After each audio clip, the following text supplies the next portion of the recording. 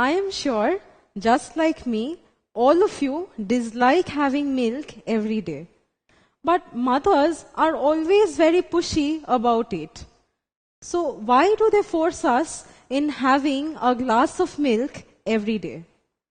Well, it has been seen that children who do not have milk in their diet in sufficient amount, they suffer from teeth deformities and bone deformities.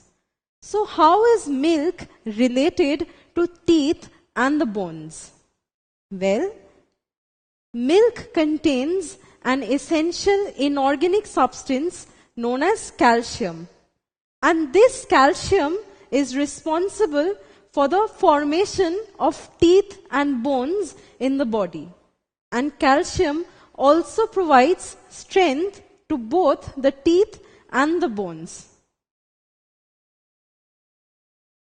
Now we add salt to our food so that the food does not taste bland. So is salt added to the food only to enhance the taste? Well, salt contains an essential inorganic nutrient in it known as sodium. And sodium is very important for the body functions. These days, we see a lot of iodized salt ads. So, what are these iodized salts? Well, in this salt, there is a small amount of iodine present. Iodine is another inorganic nutrient which we require in our body in small amounts. So, this is another inorganic component which is required in our body for a healthy living. So, these are the two types of inorganic nutrients, the macronutrients and the micronutrients. Now, what are macronutrients? Well, macro means large. So, macronutrients like calcium and sodium are required by our body in large quantities. And micronutrients, micro, which means in small amount, these nutrients like iodine is required in our body in small amounts. So macronutrients and micronutrients together are known as minerals. And minerals are essential nutrients which we require in our body for a healthy body.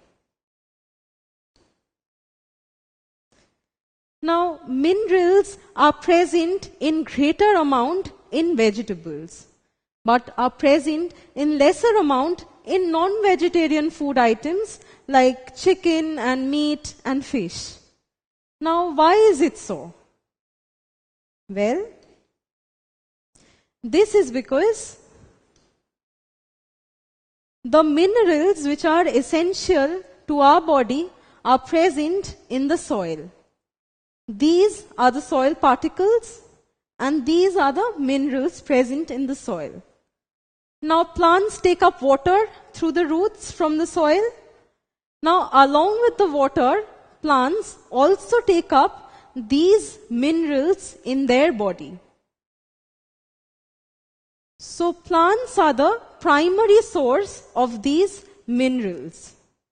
So plants are eaten by herbivorous animals and insects, which are further eaten by carnivorous animals or insects.